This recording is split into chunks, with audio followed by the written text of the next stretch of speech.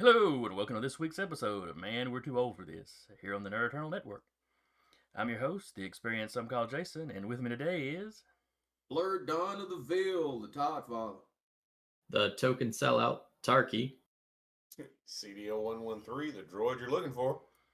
And today we're going to be talking to you about news from around nerddom. Several stories and goings on.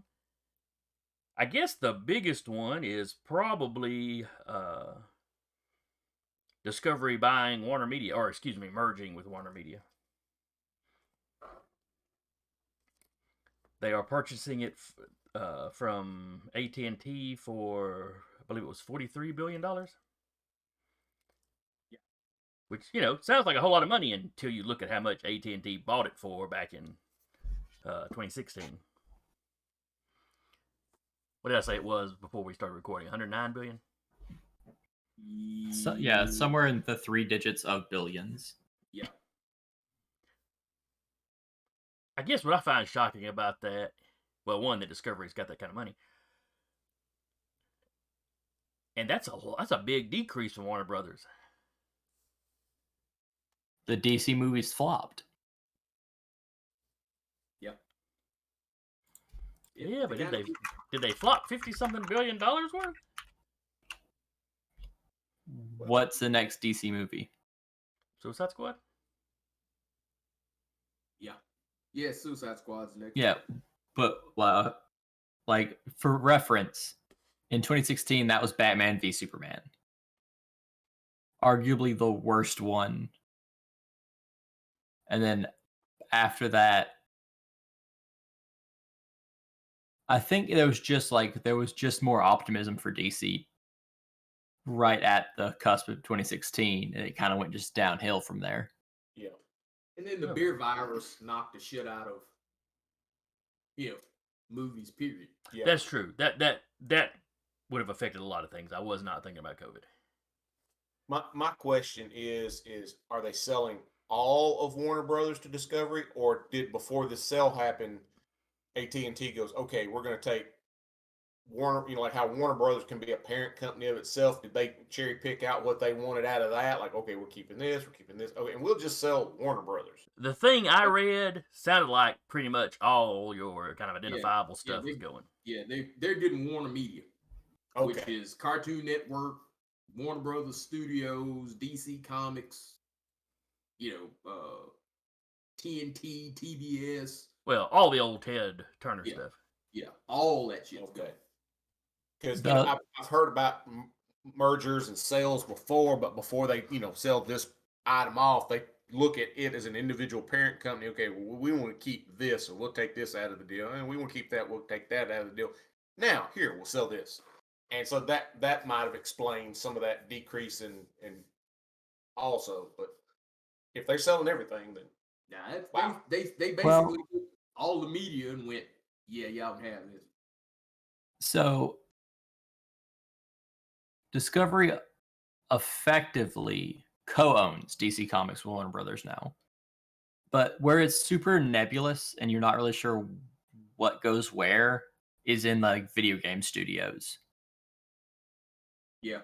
Because like some of them are direct, some of them are just published through Warner Brothers Interactive. So like where they go on the end of this, you're not sure. Well, I assume the ones that are separate companies and just publish through them, those deals will probably stay in effect. yeah, there's usually a clause in a lot of these corporate contracts that in the event of purchase or merger or whatever, either this is how this is handled or it will be renegotiated on a such and such basis. Right, but let me just pull up the most obvious one, which is NetherRealm Studios. NetherRealm Studios does Mortal Kombat. It's completely its own thing. It just fine. But they also do Injustice, which is specifically a game involving DC characters. Mm-hmm. But they're under the branch with Warner Brothers there. Will if they make an Injustice 3, will it have Warner Brothers Interactive or will it have Discovery? Probably both. Discovery probably won't mess with something that actually makes money, because my wife and I, we watch a lot of the stuff on the Discovery channel on our cable. We haven't purchased the Discovery Plus for ourselves. I know my mother-in-law has it. And, the shows that you watch there tend to have different production companies in and of itself just for Discovery. So Oh, that's Yeah, right. it's HBO also- Max would be part of this. I was not thinking about that. Yeah. Yeah. NetherRealm Studios is also tied in because of the new Mortal Kombat reboot on HBO Max. But if they're their own company, that's still just deals between them and Warner Media. So those deals would not necessarily be altered. yeah, by most this. of that stuff is grandfathered. Because it's not like Warner Media is going away. It's still kind of its own thing. Yeah. It's just merging with Discovery. Mm-hmm. Still saying, King Shark hosts Shark Week. Brilliant. And you have the black comedian and Sylvester Stallone host it with them. We alternate days. Some days it's the CGI King Shark. Some days it's the animated King Shark. That's why you have both of them. Not at the same time though. That'd just be weird. Yeah. You're not trying to make it weird. And then You're you get not the trying one. to- You get the one from the direct-to-video DC movies that just shouts that he's a shark. Well, you have him pop up like in the middle of different shows. He just pops up in the corner and goes, King Shark is a shark. And disappears. I hope Discovery's listening because we're handing them gold here. Yes. Sheer gold. And nerds would tune into Shark Week just to watch that happen. Nerds turned into Shark Week anyway. Just watch sharks eat shit. There's a reason why they put Shark Week on during sweeps. Because people like watching sharks attack shit.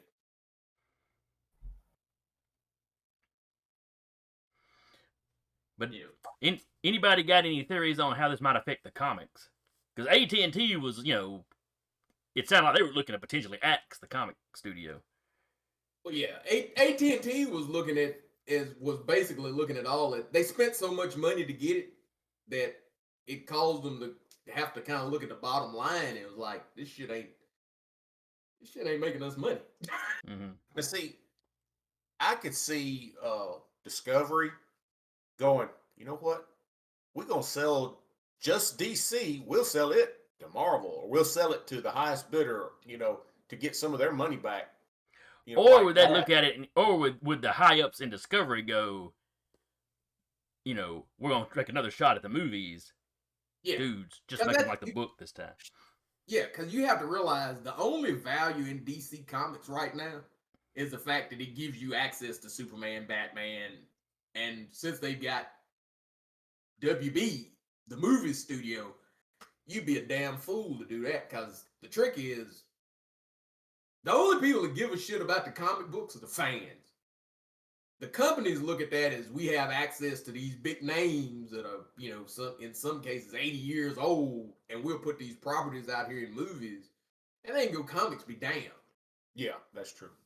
I mean, The even Disney rather Yeah, looks at Marvel Comics as research and development. yeah, they don't have use it because they will gleefully take something that failed in the books and go make a movie of it and expect the movie to do better. But still, that was the thing that kind of popped AT&T was, yeah, you had the DCEU going, and the DCEU, let's be honest, it didn't start well. It started controversial. It ended controversial. It just Well, they whatever drug their it feet. is, They drug their feet getting started, and then wanted to try to rush to catch up to where Marvel had gotten. Yeah. Yeah.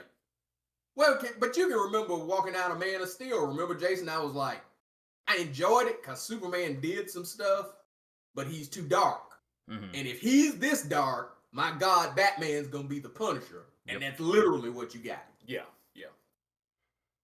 My wife and I, we went to the vet yesterday, with our dogs, and the vet and I were talking about the fact that his son is now graduating high school, and he said it seems like time just blinked because one of the first conversations he and I had was about the Marvel movies, about when Iron Man had just come out, and he asked, "Is this something I can take my 5-year-old to?" And I'm like, "Yeah, as long as he's seen a little violence on TV and you don't have a problem with it, or violence in his cartoons or video games, he'll just see the big shiny guy in the suit. It won't be anything like too shocking." And so as the years of Marvel has progressed, that kid has gotten older, and now the kid is like, "Hey, Dad, I'm going to see such and such. You want to go with me?" And it was just one of those things of, see, Marvel took that many years to develop their universe, where DC is like, "We're going to put all," and that don't work. Yeah, well, they've proven that. Because he and I were talking about the DC movies that have come out and how disappointed, because he was a big DC fan, and how disappointed he was. His two exceptions were the Suicide Squad movies. He thought they were hilarious. The first one. Yeah, but you've only had one so far, so. And he's seen the trailer for the second one. He said, "Oh, it was hilarious." Second one looks like it'll be good. The other DC movies that have come out, he didn't care for. Now, he went to the Wonder Woman movie with his daughter, and she really liked it. But for him, it was like, okay. He just got through seeing Captain America do the same stuff. Mm.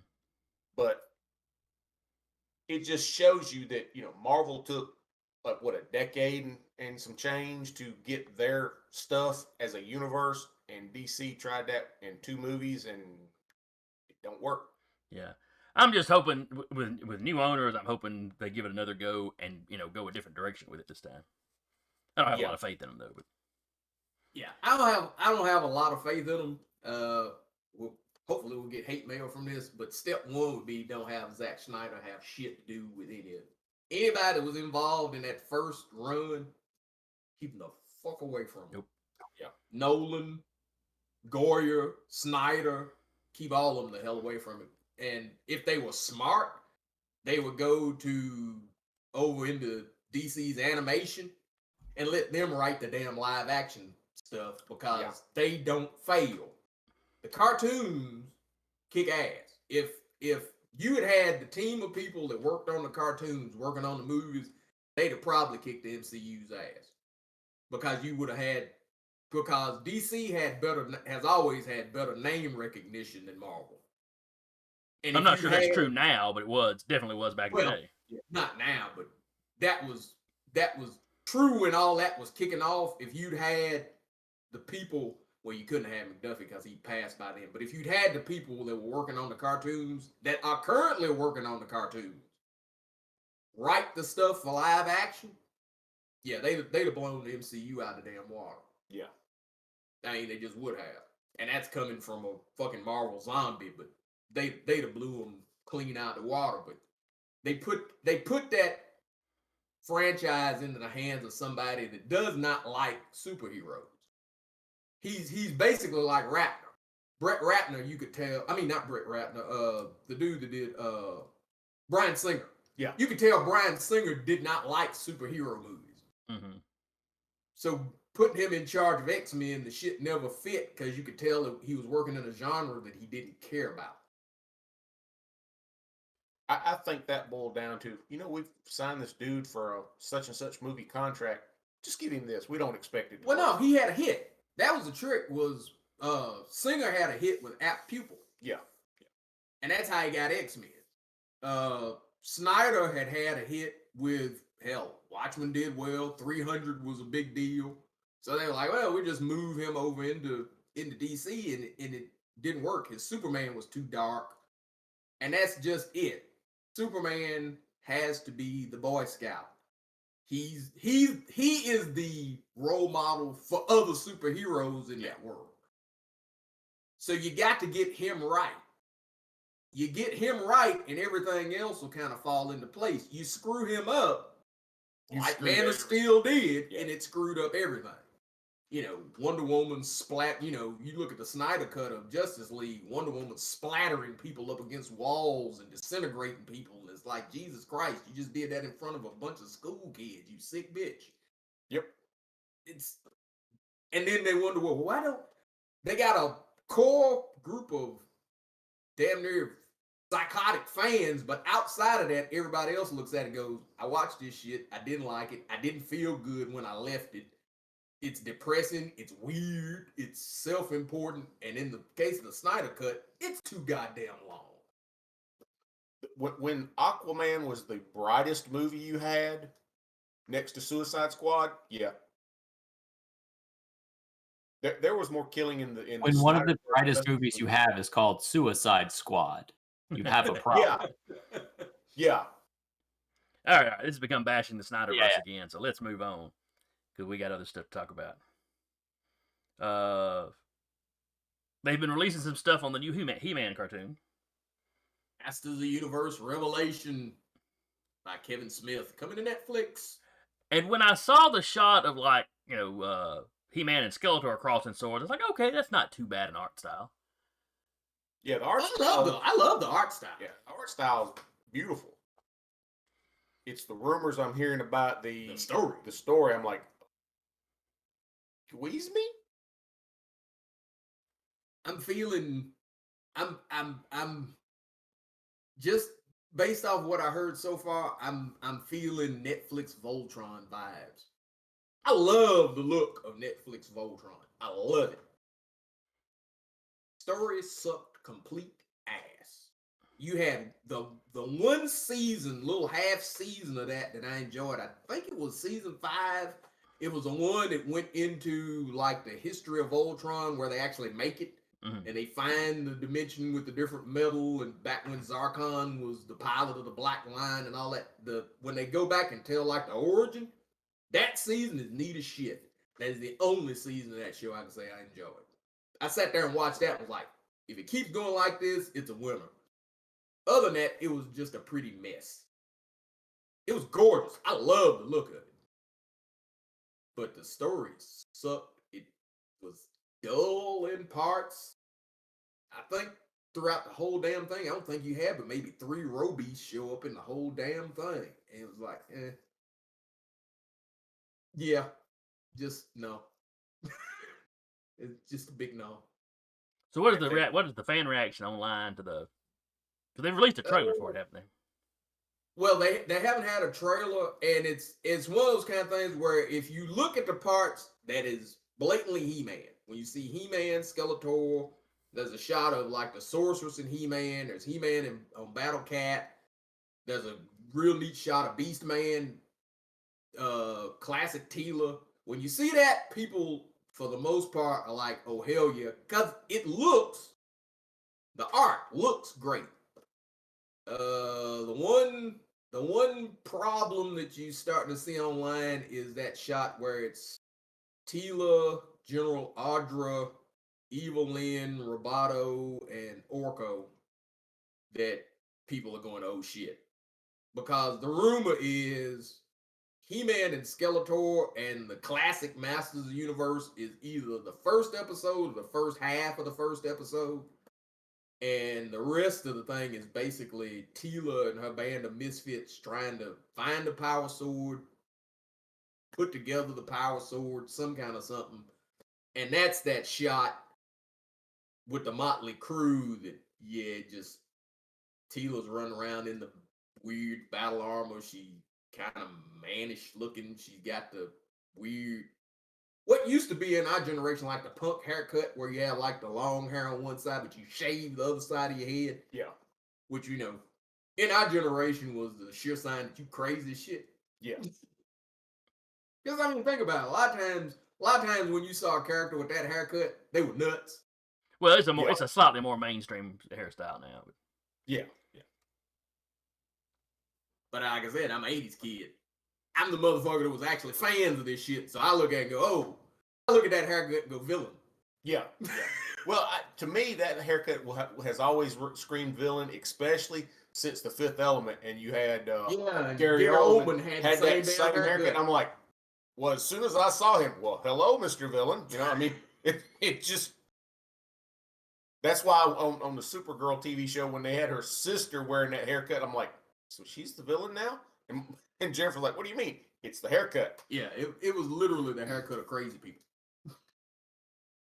But yeah, you get to see. Oh, and Orko is in that, which Orko looks bigger and kind of demonic. Which I don't care because it's Orko. I don't give a shit. But you know, anything, truly, just about anything they do to Orko would be an improvement. Yeah.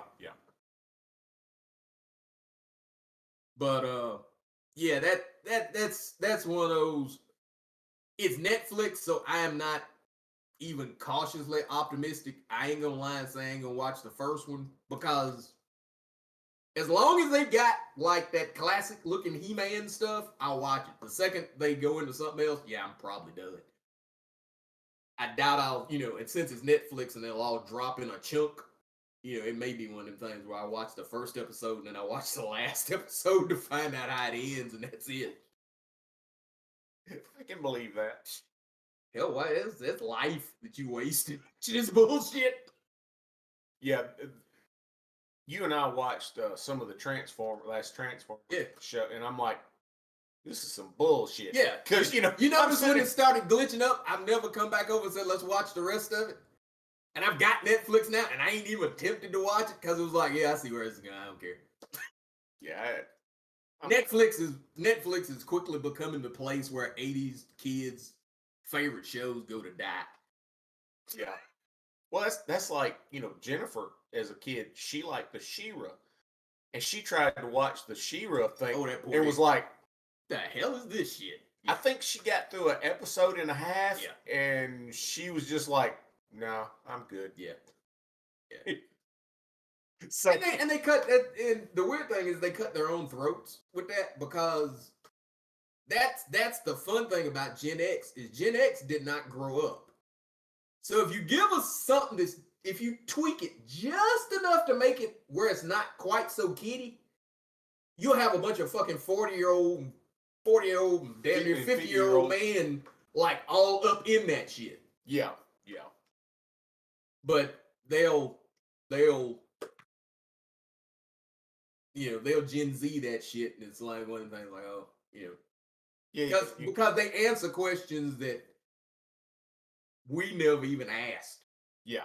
What's Skeletor's sexual preference? I don't want to know about Skeletor's get down.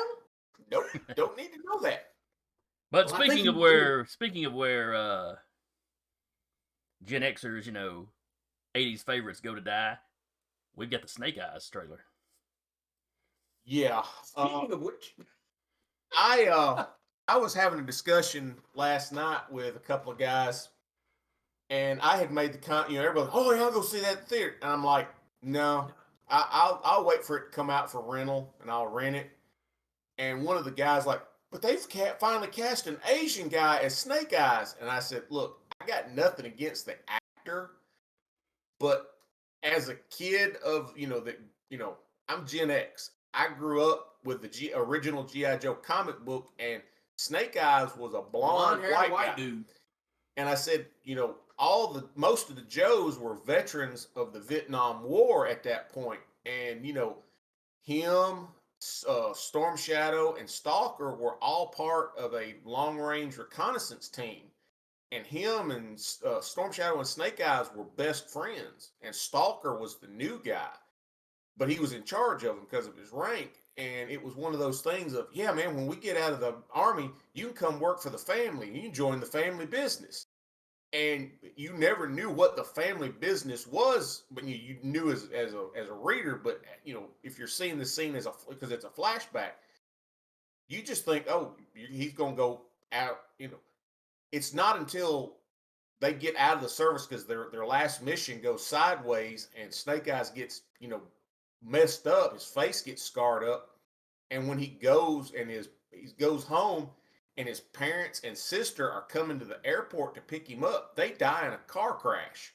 So he's got nothing left in America for him, so he does go to Japan and takes Storm Shadow up on his offer to join the family business. And it's then he finds out, oh, y'all are ninjas, I got nothing else. And he threw his heart and soul in it, where Storm Shadow just kind of looked at it as, yeah, I've been doing this all my life, no big, He didn't take it as serious, where Snake Eyes had nothing left, and he put his heart and soul in it. That's why he became the what was Arashikage. Hirashikage's number one choice to take over the school when he died, and it was that Are you pissed talking about was it Hardmaster? Hardmaster. And he was like, Storm Shadow, my son isn't taking this seriously enough. I want you to be my successor. And at that time, yeah, Snake Eyes could still talk. It wasn't until one of either the first or second Joe mission that you see in flashbacks that his throat gets sliced trying to save Scarlet that he loses the ability to talk. So I don't have as much problem with him talking in the movie as I do that they've recast him as an Asian dude. I got nothing against Asian people, Asian actors and actresses. Hey, the more roles y'all get, the better. I'm looking at it as from a standpoint. Now, if they go, we're going to retcon this, and they're both veterans of Iraq, Afghanistan, or the Desert War, whatever. Okay, but keep that core thing of, hey, when I got go have it, because you didn't have that in the last GI Joe movies, because they show you Snake Eyes' origin where he was the little kid that was starving, and the family took him in, and because you had him and Stormy fighting shit from day one. Yeah, in that first movie. That's true. But I would be like, oh, he comes home, oh, his parents and sister are dead. I can kind of give me something of the original Snake Eyes origin. Don't just say, oh, we're gonna throw all that in the trash. But the thing is, that's kind of the thing now is they want the name from the IP, and then they give you something that's ain't got shit to do with what made it popular in the first place. Because I had a friend that I was talking to about that, and he was like, y'all sound like a bunch of old men doing this, that, and the other. And I was like, well, what's an old man? Come on. No, my thing was this. No, what you want to call those is fans, because the reason why this IP has got enough popularity that they took this name to make this goddamn movie was the fact that you got a bunch of fucking 40-year-olds that's still into G.I. Joe. Yeah. Well, 40 and 50-year-olds. Yeah. Because, I'm 50. I ain't embarrassed to say it. Heck, I'd been getting, Marvel Legends. I was cherry picking them. These G.I. Joe figures, man, I'm trying to get my hands on every figure I can. It's like, yep, I want that one. That one when I was kid, I want that one. 6-inch Joes was kind of the dream of G.I. Joe fans as soon as Hasbro got Marvel Legends. But the trick about the movie is, I don't want to talk in Snake Eyes. Truthfully, it wouldn't make a difference what the hell was under the damn mask, because he should never take the shit off. Yeah. Or if he does, you should see him from behind. I mean, in the cartoon, he was out of his suit once or twice, but you never actually saw him. Yeah. In the cartoon, you never saw any part of Snake Eyes. Hell, even when Snake Eyes put on the disguise where he was dressed like Boy George, he was still in the fucking Snake Eyes suit. Yeah, he was. Because that was the one where they meet Shipwreck. Yeah, and they get up on the stage with the singer in the Cobra Club. Yeah, he's dressed like Boy George if Boy George was wearing Snake Eyes costume under Boy George's outfit. He didn't take off shit. The only thing we saw in the cartoons of Snake Eyes was in the original 5 episodes, you could see his hands. Yeah. That was it. That's all you ever seen of flesh on Snake Eyes. Yeah, well, even in the book. In the books, they would show him from behind, so you knew he was a white dude. Well, in the flashback where they were in Vietnam, you see a side profile of his face, but he's got glasses on, and he's got the boonie hat pulled down, and you can't see a full. It's like the Judge Dredd mask, and you see half of his face in shadow, and you see his lower jaw. When you see that he's blonde head, they're showing him from behind with part of his face wrapped up where he's injured, and you see his blonde crew cut, and he's standing at the airport waiting on his family to get, and a cop comes, I think it's a cop comes up to tell him, hey, your family's dead. And, it's one of those things of, after that, you don't ever see it, because when he goes to Japan and they, to join the family business, he's got a ninja hood on. That also brings up some troubling things about since this is Snake Eyes G.I. Joe Origins, if you are building toward like a G.I. Joe movie, because, a Hasbro verse has been a rumored thing for a while. Henry Golding ain't gonna do The Mandalorian. You have not paid that kind of money to get somebody out of Crazy Rich Asians to cover his ass up 24/7. Yeah. And I am just not interested in a Snake Eyes that's basically Tobey Maguire's Spider-Man, where the helmet always gets damaged. He's taking the shit off. Nah, you can have that. Yeah. You're setting a bad precedent. It's just like that damn Superman. You're starting off wrong. Yep. Yeah. That's like the actor, was Andrew Koji, I think is how you pronounce his last name. That's going to play Storm Shadow. He's doing the show. Was it? Crap, my brain is blank. It's a good time or a bad time to state that I'm pretty sure I've never seen an episode of G.I. Joe. What are you, Millennium? Yeah, it's not too shocking. No, Cartoon Network reran them, so I'd be surprised if you. I'd be surprised if you weren't in the room when it was on at some point. But no, that's not actually too shocking. Yeah, because truthfully, G.I. Joe, as far as something worth a damn, ended in about 88. Yeah, because I want to say, because G.I. Joe the cartoon, a Real American Hero run ended just like Transformers did. Transformers ended with that 5-part thing that introduced the Headmasters and Target Masters. G.I. Joe ended when they did G.I. Joe the movie, but it didn't come out theatrically. They dropped it in 5 parts, just like the season opener. Yeah, and it ended with the season opener. That was it. You never had a because Well, you had a couple of seasons, at least one season after that, but it was a different company doing it, I think, and it was basically a different cartoon.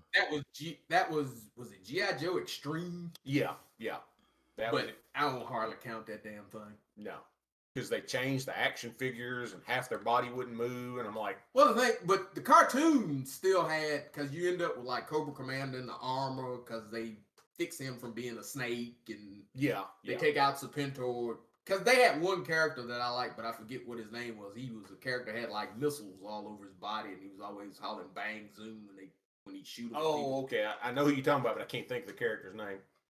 Because you had the one where they took out, where the Joes and Cobra took on, what was the name of the drug organization? Was it Crack? I don't remember. Because it's the one murder that they have in the cartoon is because the drug dealer's the leader of that. Yeah, they kill his ass. Very firm anti-drug message. Yeah, it was. Don't do drugs, kids, or Cobra Commander will cap your ass. Not only will the Joes and Cobras set aside years of warfare, they will bust a cap in your ass. Yep. You know how we usually miss? Well, not today. Zap. So what else we got? Unless you got a G.I. Joe rant. Are you excited for it? No, I've watched the trailer and it's like it looks better than Shang-Chi, but that's about all I can say for it. Damn. I mean, it looks like it might be a decent action flick, but it's kind of like, it's got absolutely nothing to do with Snake Eyes, other than he'll probably be in the costume at like the very end or something. Yeah, Warrior. That's the name of the TV show that Andrew Koji's in on HBO or Cinemax, one of the two. But I don't care. They got to do play Storm Shadow from the last one. I like that guy. Yeah. But while you were talking, the name of the show popped in my head. Basically, it's what the original Kung Fu was supposed to be. How Bruce Lee yeah. Yeah, it's been out for a bit now, hasn't it? Yeah, it's been out. It's on its 2nd or 3rd season. Oh, okay. And great show. The guy that is the lead role, Koji, his first 5 minutes of the show, he proves he ain't no slouch. I mean, he kicks 7 different kinds of ass, and the different Asian gangs and the thing, they vie for who's going to be the new foot soldier, and he gets a job just like that with them, and he slides right on past over half the guys because this guy don't even need a hand axe to kick ass. This dude beats your ass, takes your axe, and throws it away. He's Bruce Lee. Yeah, Bruce Lee. And all right. Well, anyway, we probably need to wrap it here before Danny keeps going into this old show. This is supposed to be current news, and you're talking about some 3rd season show. But get off my lawn. But anyway, if any of y'all out there you know, have seen the Snake Eyes trailer or the He-Man art, or have any particular opinion on the Discovery, buying Warner Media, or just want to make a comment about the show, don't want to chastise Danny for his hate of women, whatever, or complain that Taylor has not watched G.I. Joe. you can contact us at thenerdeternal@gmail.com. You can find us at thenerdeternal.com. You can leave a comment under the YouTube video. If you'd like to help the show out, you could, you can subscribe to the YouTube channel. You could leave us a review or a like.